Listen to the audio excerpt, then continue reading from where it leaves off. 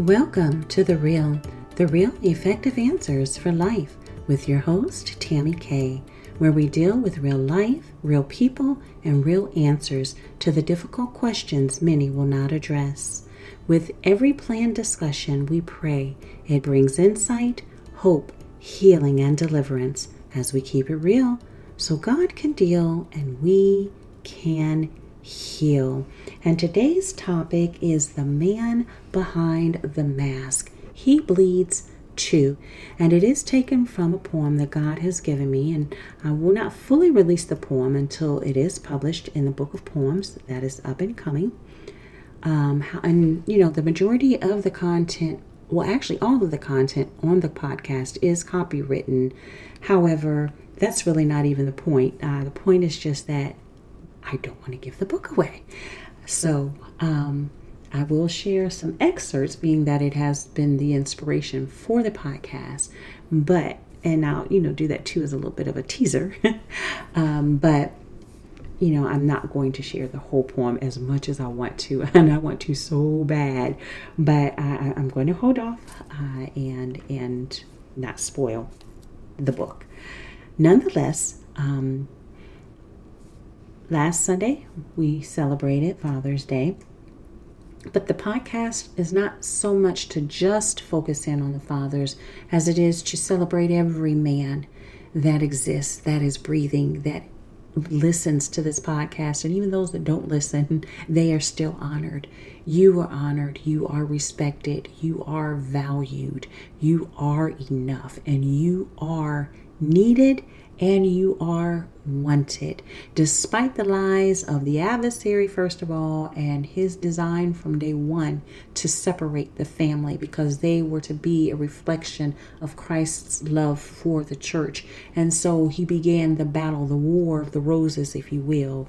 Mr. Smith versus Mrs. Smith, for those of you familiar with that movie. They were both spies, and they didn't know it initially, and then they found out, and then all heck broke loose and war broke loose in their home as they attempted to assassinate one another until they found out the truth behind the lies that they were being told and fed to one another, thinking that the other one was trying to assassinate the other one.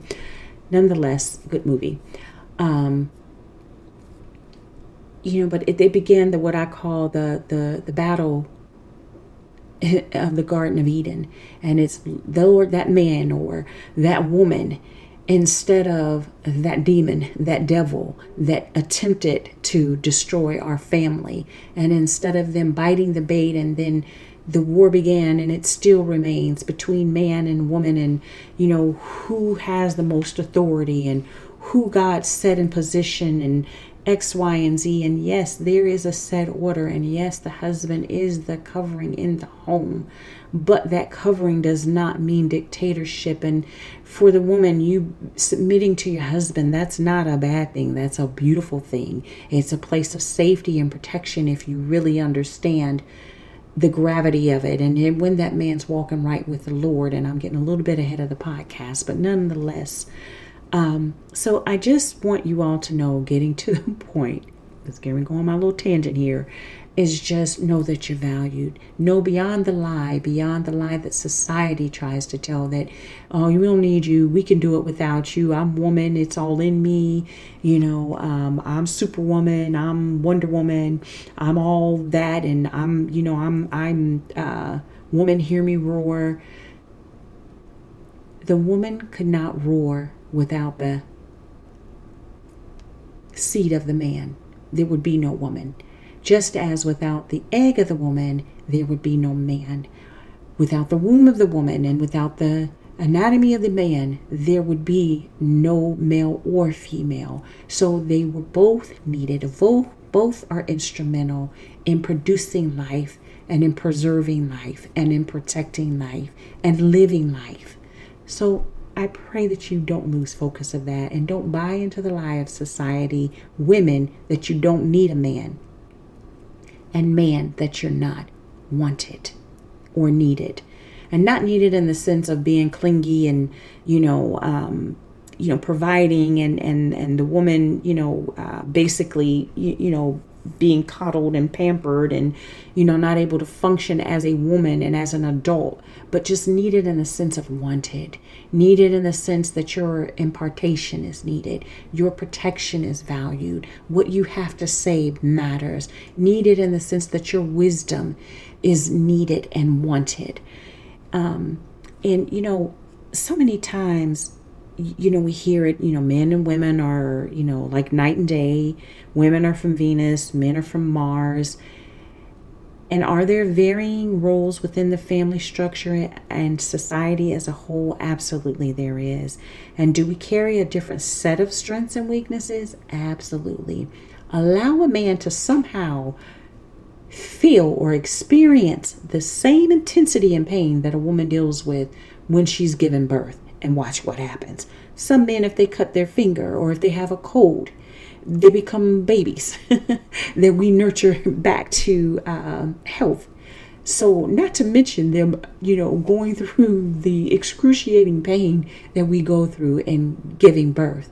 But at the same time, give us a 300, 400 pound barbell and let us try to lift it. So we have different strengths and we have different weaknesses, and it is by God's design, because together our weaknesses and our strengths complement one another. But when it comes to being a human being, whether male or female, we are all the same. We all hurt, we feel pain, we experience rejection, we deal with anger, we deal with depression, we deal with fears, we deal with failure. If you cut us, whether it is a deep wound to the physical body or a deep wound to the heart and the soul, we all bleed. And according to the Center for Disease Control and their national statistics and demographics, tragically, men account for nearly 80% of all suicide deaths globally, dying by suicide at approximately 4 times the rate of women.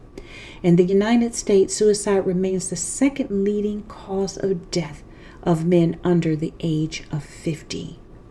And I began to question myself and wonder why. And so one of the things that I have been very fortunate and blessed within the last few years that God, and I know it's God and God alone, has done for me is, in spite of the lack of a father, and there was a time when Father's Day was a very depressing time for me, I now have a positive male role model in my life in the form of my spiritual father. But prior to that, not having that positive role model growing up in my home, and then not encountering it in my marriage, even interacting in other situations and dealing with other people and helping and counseling other people and seeing the dynamics of their homes as well. Hadn't had that. And so I thank God, though, that despite not having had that, I purposed in my heart a long time ago to become better and not to become bitter, not to view every man as a dog and no good and of no worth, and I don't need him no way, because that's a lie straight from the pit of hell. And I'm still believing God for my co-laborer, my covering, my protection, my head, if he desires to allow me to remarry again. That is certainly a desire of mine, despite all that I've gone through and the negative examples that I've seen. And yet at the same time, God has allowed me, and I know it's nobody but God and God alone, that the male friends that I have had in my life, they are very open with me and they are very transparent with me. And the mask that I am referencing in this poem, they don't wear. They tell me about their fears. They share their disappointments with me. They share their frustrations and their fears of failure and their times of depression, even to the point of wanting to commit suicide at one point in their lives. And I'm eternally grateful for that. I do not take that for granted, because I know that that is not something that a lot of men open up and talk about or share. And so I'm grateful, but I know that it is nothing short of God and God alone giving me that space and that grace in their life. And so, like I said, I just began to question God, why? And then I began to think about the man, and just from the things that they've shared, things that I've noted from observation, and then just things, God allowing me to see, and even, reading through the Bible, the responsibilities of the man. And, I began to just, according to Ephesians, the 5th chapter, the 22nd through the 23rd verse, it talks about how that the man is the head of the wife. That is a tremendous responsibility all by itself, because he is responsible for her and for loving her and caring for her and providing for her. He is the leader in his home, according to 1 Timothy, the 3rd chapter, the 4th through the 5th verses. And if he seeks any type of position within the church, he has to first manage his family well, having children who respect and obey him.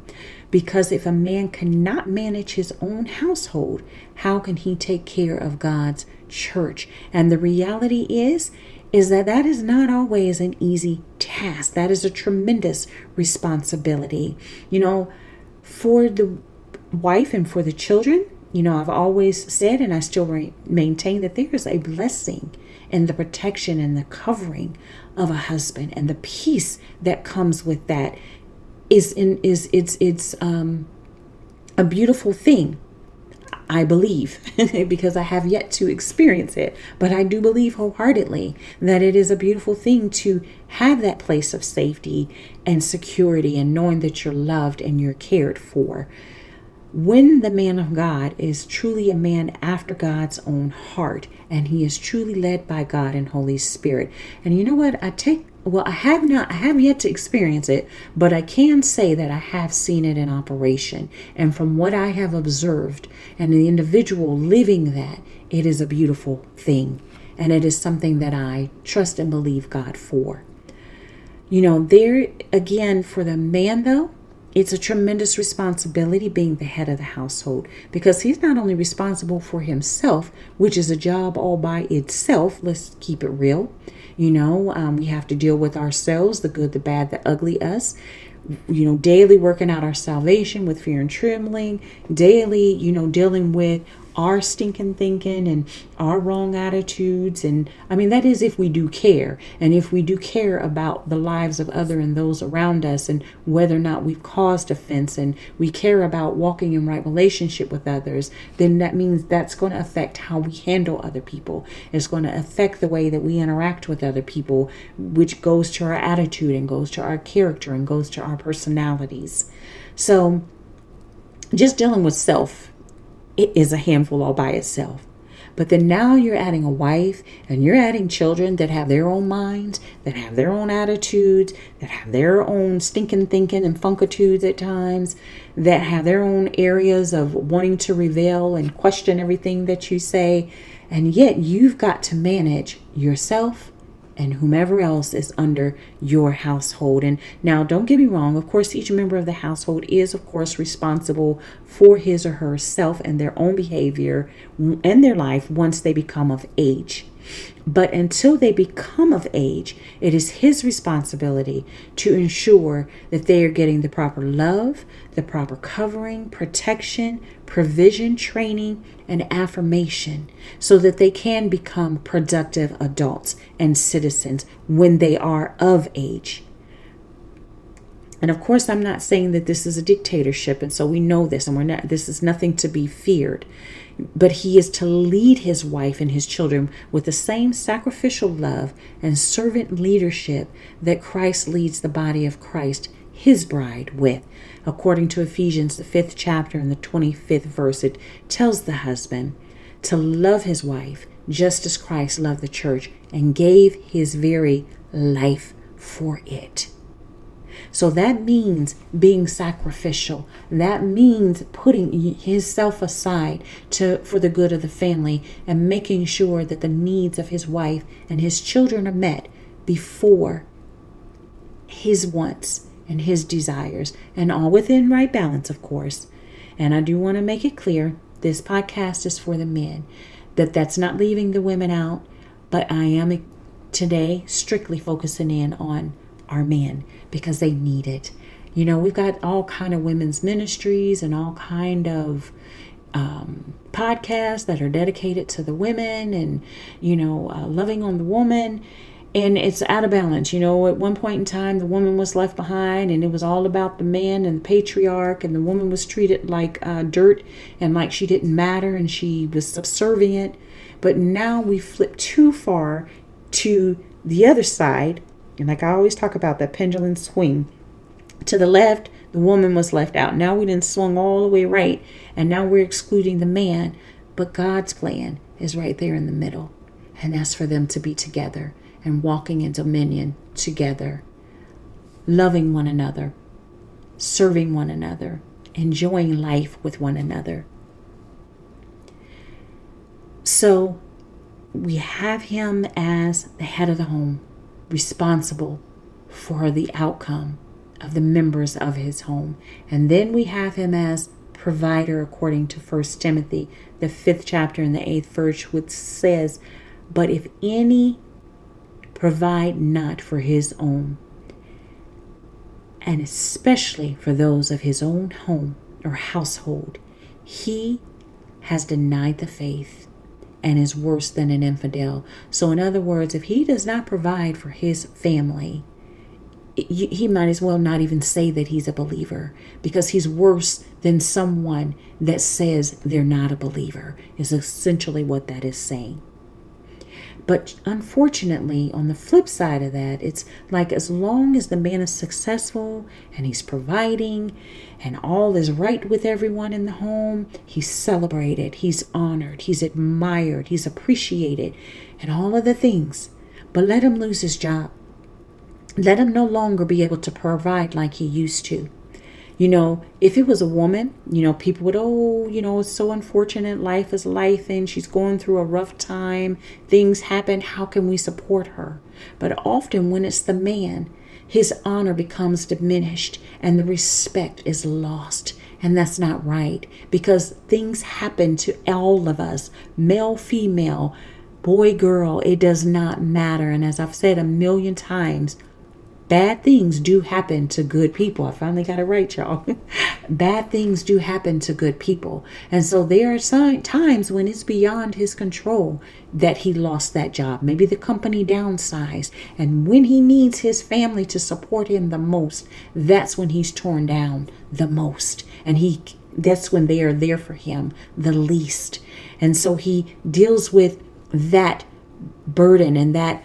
It's a joy, don't get me wrong, but I'm saying, like, if he were to lose his job or lose, maybe income, or, maybe even if he's still working, but not being paid as much, or something happens, he's on disability, whatever the case might be, to where he's no longer providing on the same level that he used to, rather than the family rallying around him, tragically, sometimes they distance themselves. They look down on him. And then he's left feeling like he's a failure because he's not able to provide like he used to. He's protector, but who protects him? Who shields him from the daily chaos of dealing with haters? Because men have people that hate on them and that are jealous of them, just like women have them. They have bosses that they have to deal with, whether they like it or not, because they're not in a position to just get up and walk out, and they know that they have a family to take care of. And so they deal with unfair treatment sometimes in their places of employment. Who protects them when they're dealing with those types of things?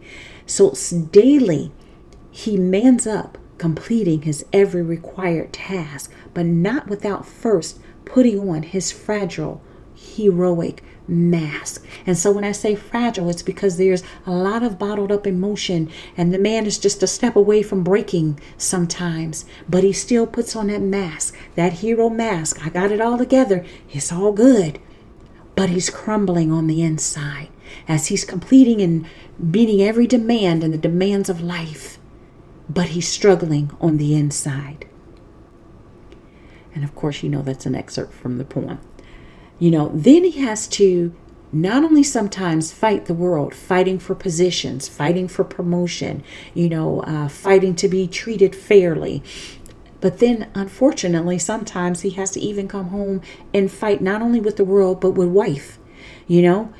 And we don't think about this, but men are also abused. You know, Proverbs, the 21st chapter and the 9th verse says, better to live on a rooftop than in the house with a contentious woman. And I have a very dear friend of mine who once commented that men fight with their fist, but women fight with their mouths. And I can attest to that because I was one of those women. Just, hey, this is what the podcast is about, keeping it real.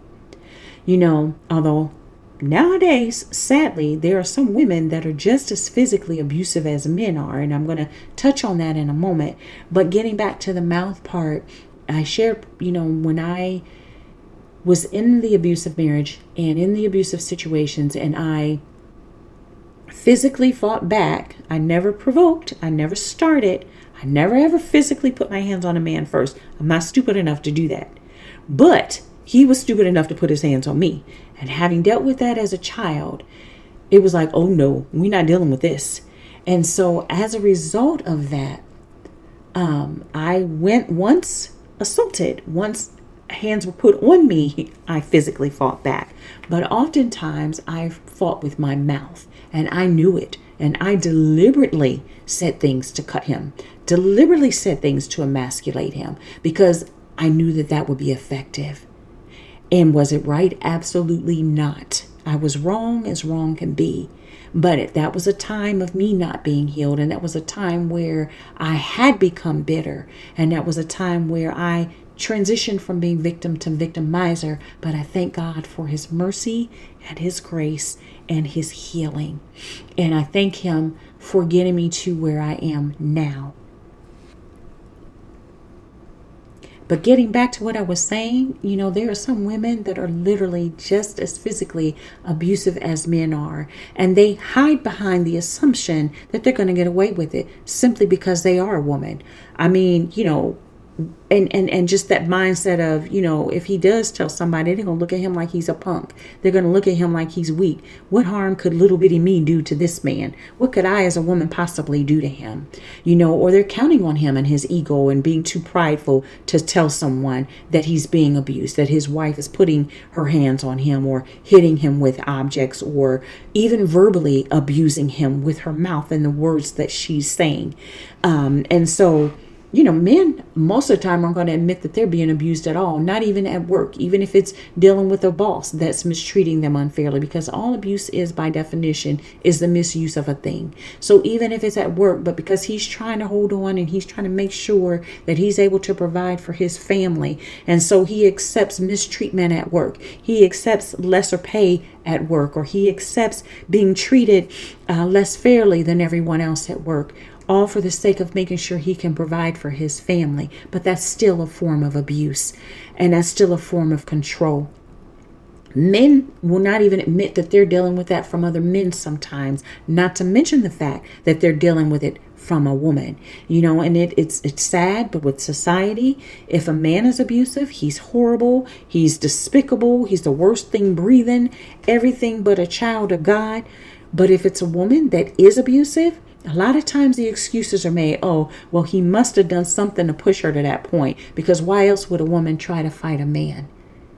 Because women are broken just like men are. And some women, rather than crying, they become hardened. And then they even take on the persona of a man and the attitude and the mindset of a man and try to go toe-to-toe with the next man that they're with, because they were wounded by a previous man, or they were abused in their childhood. And so they marry into that, and then they take on the mindset, I dealt with this as a child, I'd be daggone if I'm dealing with this again in a marriage.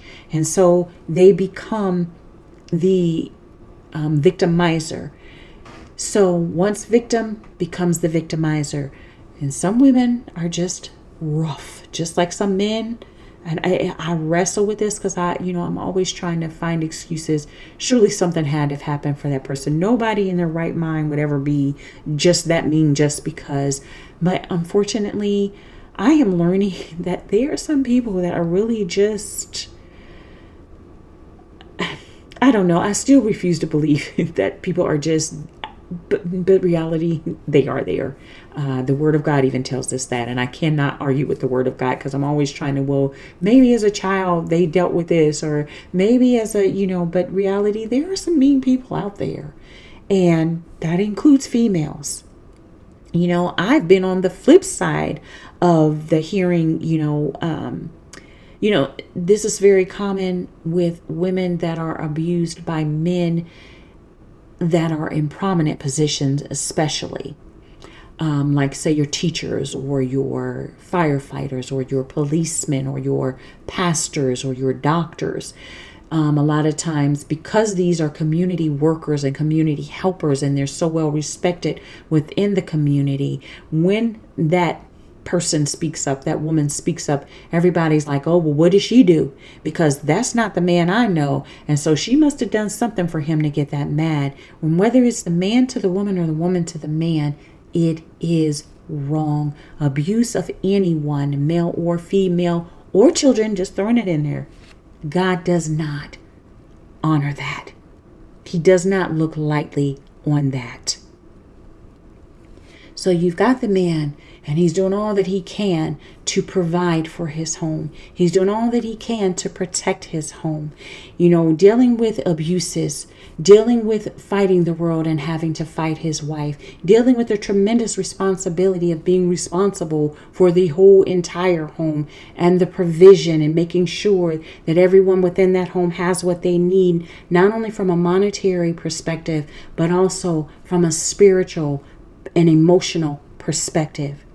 Then he also has to deal with lust and perversion, and oftentimes it's introduced to him at a very young age when he's vulnerable and he's impressionable, and that's including the introduction of pornography as well as even being molested. And we're all familiar oftentimes with a man being molested by another male, tragically.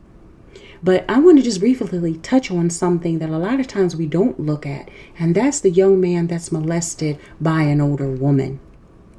If it's a young girl or a teenager and it's a man, it's automatically seen for what it is. It's perverse, and that offender is a pedophile, and not looked too highly on, especially if he goes to jail.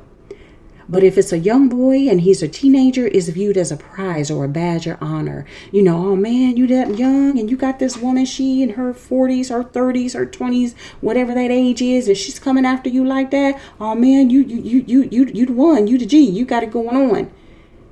And tragically, that young man is being celebrated for being molested. Or that little boy is being celebrated for being molested, because just because he's of the male species does not make the perversion of that thing less. It does not take away from the fact that it is perverse, that that woman is a pedophile. And then unfortunately, because of that, even though society celebrates that because he's quote unquote the man, the same spirit of perversion and molestation that is operating in that pedophile female and that sexual exposure has now been released to that little boy, and he now has to carry that. And oftentimes that then begins the pattern of him becoming promiscuous. That begins the pattern of him sleeping around and having sex prematurely, and that just as it happens with a female, the male is no different. It's just that, again, tragically, the little boy is celebrated for being molested. And oftentimes the pedophile, that is the woman, gets away with it because it's never reported. It's never even talked about. And again, if it is, it's talked about in a glorified state versus the reality that what you did is wrong, and it is still disgusting, and it is still perverse, and it is still offensive. And then that same little boy goes on to carry this lust and perversion into his marriage, but it's masked under the guise of him being married, and the marriage bed is undefiled. And so anything goes in the marriage bed as long as both parties agree. But a lot of times when a man is dealing with a spirit of perversion within the marriage, it manifests in a way, like a lot of times he's married and he can have a very active sex life, a very healthy sex life with his wife. She does not withhold from him. She does not use sex as a weapon. Anytime he's in that mood, she's there, or she may be in the mood herself and initiates, but the sex life, that is healthy and it is very active, and yet he is still never fully satisfied. And in the Bible, it talks about how that the eyes of the flesh are never fully satisfied. And when you're dealing with a spirit of perversion, when you're dealing with that spirit of lust, that is a fleshly manifestation. It is a spirit, but it is also manifest in your flesh and through your flesh.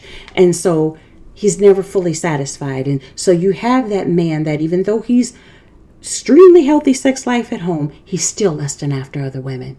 And if he's not physically acting on it, he's thinking about it. He's constantly thinking about other women or reaching for other women, even though he has a wife at home, beautiful wife at home. And that's why you see it sometimes. And when I'm saying beautiful, I'm not just talking about the exterior beauty, because you can be beautiful on the outside, but if you're ugly on the inside, it makes you ugly. But I'm talking about beautiful in the sense that she's supportive, she's encouraging, she's there for him, she's wanting nothing but the best for him, and does everything that she can to be a support and to be a help to him. Beautiful from the inside, and yet still never fully satisfied, still lusting after other women, still undressing other women with his eyes, because that spirit of lust has not been dealt with. And then on top of that, that's not to mention the constant bombardment and sexual images and content that men have to deal with on a daily basis, and that is constantly thrown at them, and sometimes even the women themselves throwing themselves at the men and coming at them. But one thing I'm gonna say to you, baby, for the one that does that, remember this: if he cheats with you, it's just a matter of time before he cheats on you. Just FYI. So he's got to deal with that. And then on top of that, he has to deal with the false sense of what strength and courage is. Society has taught him that real men don't cry. Suck it up, man of strength, until the sweat from your eye is dry. Another excerpt. Real men don't cry. That's what society teaches. But according to my Bible and according to John, the 11th chapter, the 35th verse, it says that Jesus wept. Jesus is the man, if you will, and the greatest man that ever was and ever will be. And yet he wept. So men of God, men period, know it is okay to cry. It doesn't make you less manly. And in fact, to me, it takes a greater man to be able to cry and say, I'm hurting right now, I'm overwhelmed right now, than it does for the man to act like everything's okay, and it's not. True courage, according to Nelson Mandela, he stated that he learned that courage was not the absence of fear, but the triumph over it. So it's the acknowledgement of the fear, but the willingness to overcome it. Another quote, I believe it was Benjamin Franklin, that says, courage is not the absence of fear, but one's willingness to confront it. So the fear is there. And men, we know you have fears too. Fear of failure, fear of not being good enough, fear of not being able to provide properly, fear of loss, fear of being alone, fear of losing your youth, if you will. It's normal, and no human being is exempt from that fear. But show any sign of emotion and he's weak, a punk, he's a wimp. If it's not anger, all other expressions of emotion are exempt. Another excerpt, meaning that men fear. Not only do men fear, they deal with depression. Men deal with anxiety. Men deal with, we all know, as the poem states, It's okay to express anger. And sometimes, tragically, in our crazy, mixed up world and culture, the more angry you are, the more aggression you show, the more manly you're considered to be. To me, it's the wimp, it's the punk that retaliates in anger. It's easy to lash out. It's easy to just get mad and go upside somebody's head or cuss somebody out or whatever it is you feel like you want to do in your flesh in that moment. But it takes true strength and it takes true character to be able to respond instead of reacting. It takes true character to respond out of the Spirit of God. And when everything in you wants to knock somebody out and lay them flat, you restrain yourself. That's true strength. That's true character. That's being a man. And then there's no safe space for him. Despite having the 80% suicide rate, less than 20% of these men are reaching out for help. And that's sad. It should not be the case. They're not reaching out for help. And then the help that they do reach out for, if they reach out, a lot of times is limited. Or they're not truly properly trained to handle and to help all of the dynamics that the man is dealing with. And we need to provide safe spaces for them, safe acceptance of his feelings and his emotions with no judgment whatsoever. And again, as I've already stated, no judgment does not mean being in agreement. I mentioned the acronym about being safe before as well in another podcast. And it was, again, being a safe acceptance of his feelings and his emotions. That's saying, even though I don't agree with you, I still care about how you feel, and how you feel does matter to me. I want to hear it. Let's talk about it. And you don't always need to interject and say you don't agree. It depends on what the conversation is. What matters is that he knows that what he's having to say and how he feels is valued, even if you don't agree with it. But safe spaces are few and far in between. And then we wonder why the homicides, violence, abuse, and suicide, the results of all the toxic, painful, pent-up emotions he has been forced to bury deep inside. Excerpt. Oh my goodness, he better not cry. He better not look like he want to cry. Depression, man, what you talking about? That's for women. And of course, I'm saying this is the mindsets of society, rule of thumb. Yes, we're becoming more educated to the realities of mental health. We're becoming more educated to the realities of the emotional things and mental things that both men and women suffer. But we have leaned more toward the things that women deal with in terms of anxiety and depression and fear and, all of the so-called wimpy emotions that reality men experience too.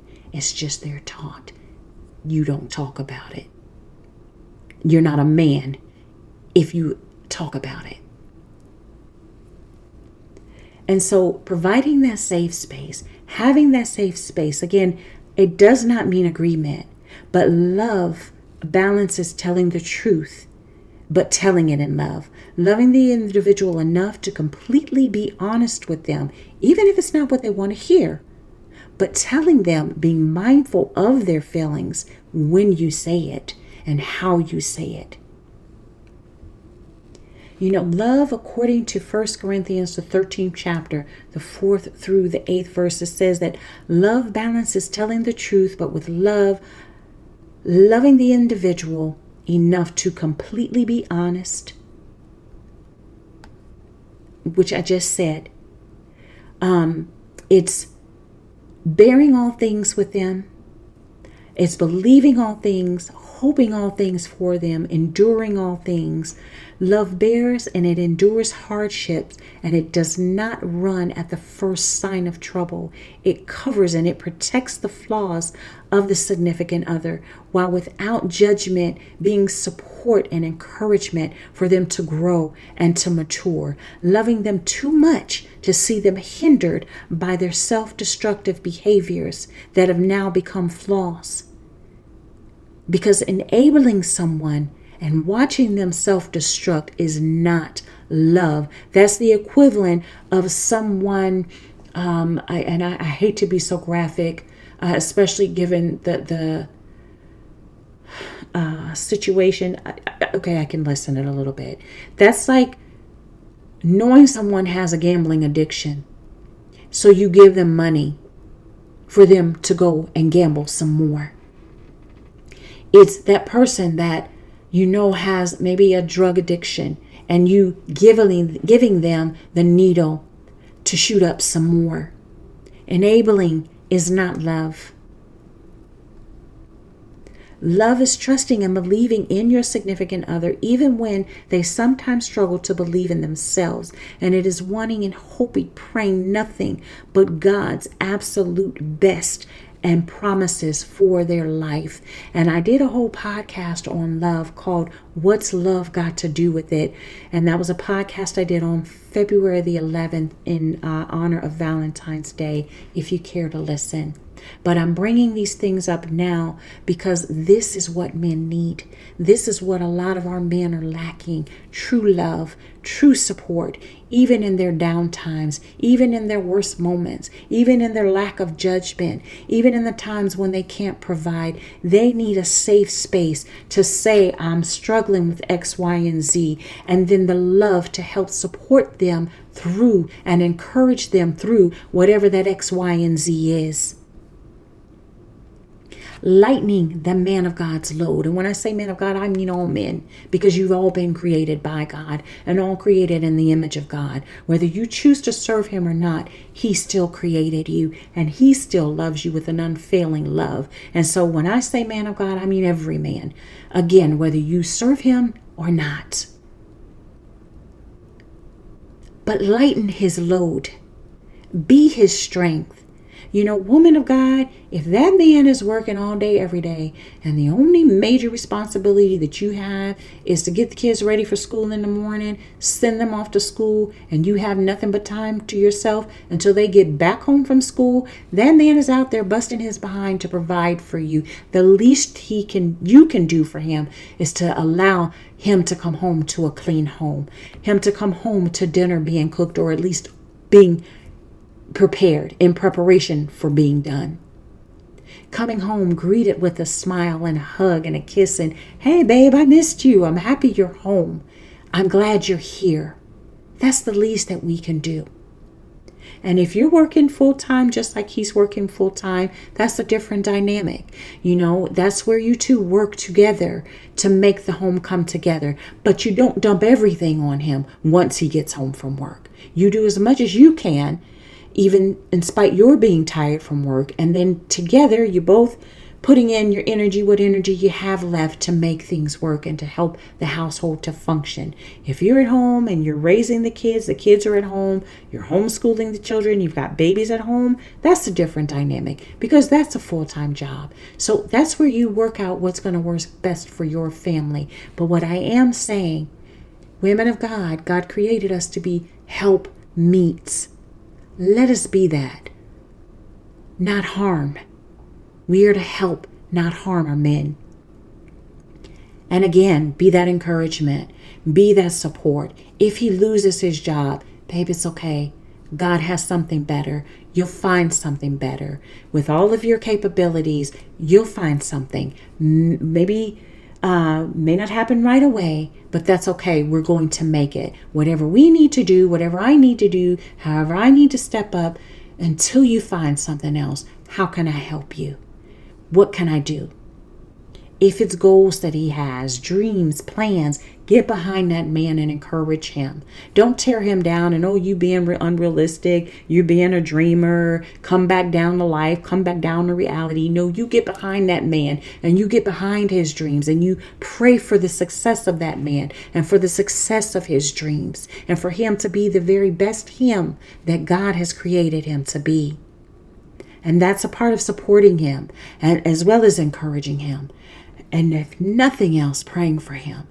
daily praying for that man, because he does have to deal with the daily challenges of everyday life. He does have to provide for the home. He is the protection. He is the provider. He is fighting through whatever his childhood hurts and wounds might be.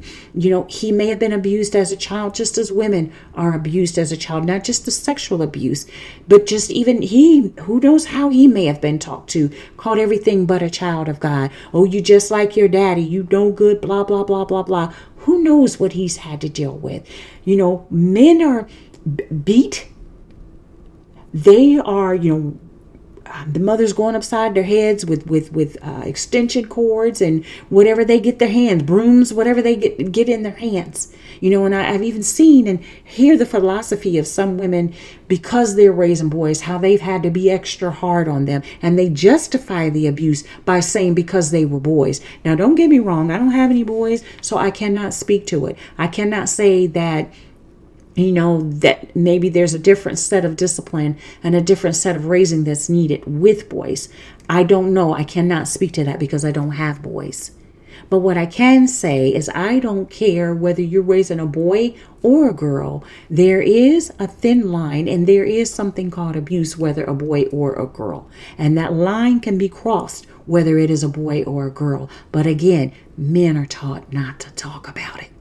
And tragically, because they don't talk about it, most of them that have been abused turn around and they abuse. Most men that have been sexually abused, because they don't talk about it, they turn around and they sexually abuse themselves, or they become very promiscuous. Men stress out, feel fear, anxiety, just like a woman does. But society has conditioned them. You don't talk about it. And if you do, you're less than a man. And pride. And we know Proverbs, the 16th chapter and the 18th verse, it tells us, pride goes before destruction, and haughtiness, which means being obnoxiously arrogant and high-minded, before a fall. But men are taught pride from day one, not literally, but as soon as they get old enough to understand, they're taught the pride of being a man. They're taught that a man doesn't cry, and they're taught that a man provides, and a man, he conquers the world, and, even if he's by himself, he's Superman saving the day, and Superman against the world, and it's him against the world, and, societal imposed pride is there, and then that self-imposed pride is there. And when they're dealing with those things, when they're at that point and they're at a breaking point, a lot of times, instead of them saying, I need help, pride says, oh man, no, I'm good, I got this. But do you really got this? Because if you're battling depression and you're moody and you're angry and you're pushing everybody away, do you got it? Or does it have you? And I realize I'm not saying it grammatically correct, but you get the point. If you are using sex, drugs, alcohol, gambling, shopping as a coping mechanism, and yes, some men shop too, y'all. I found that out. They are emotional shoppers as well. Now, they may not buy clothes, although some men actually even buy clothes. But in their shopping may be in the form of cars and pimping the ride, as the expression would go, doing all of the bells and whistles on the car, or the gadgets, the electronics, what have you. But men emotionally spend as well. But whatever your vice is, do you really got it? Or does it have you?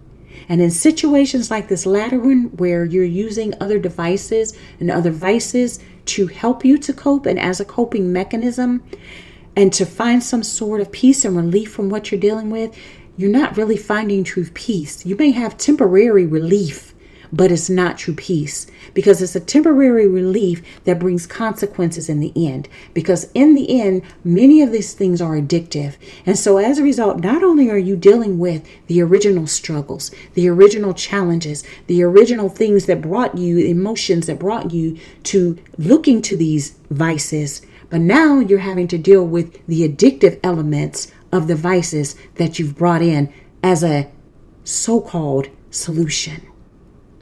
So again, I ask the question, do you really got it? Or does it have you?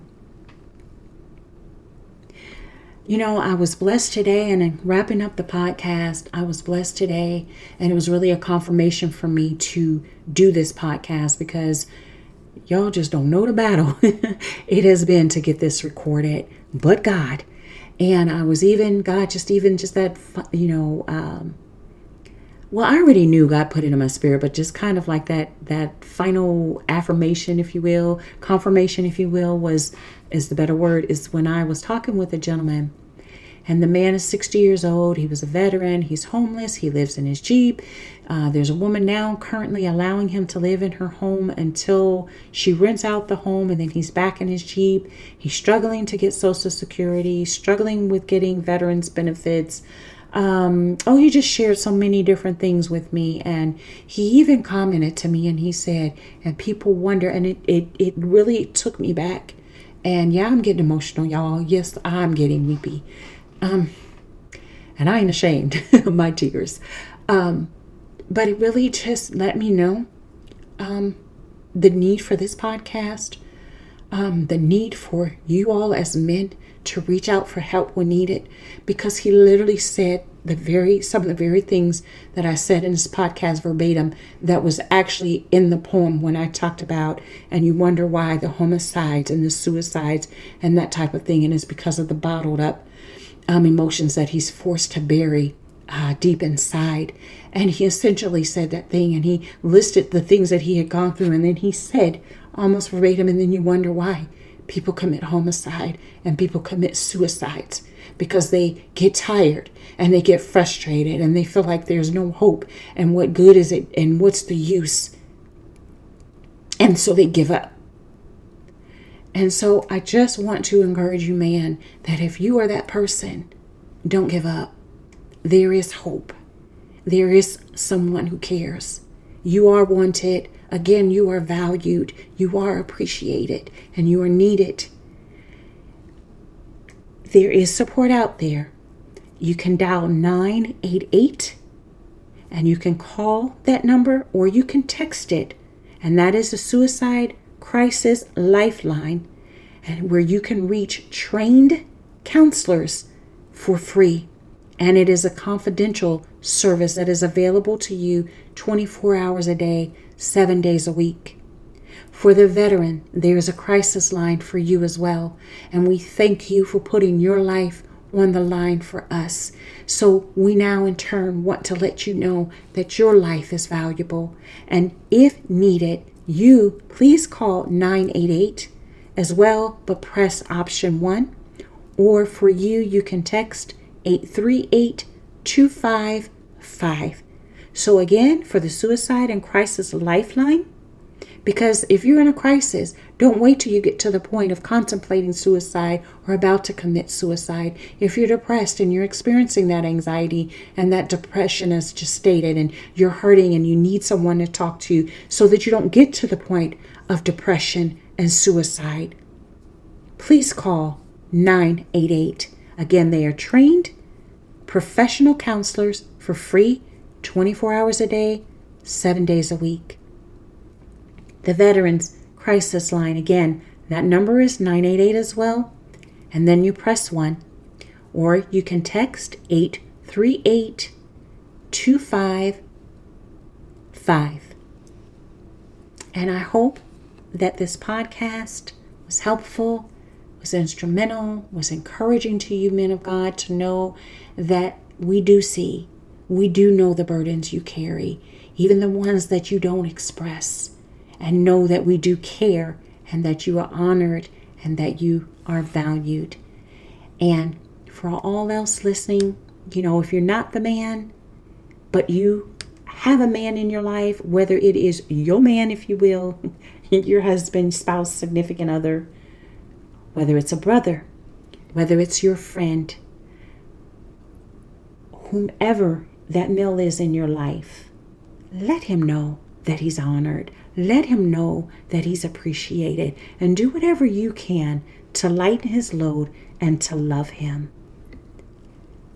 And as always, I want to encourage you, keep it real so that God can deal and we can heal.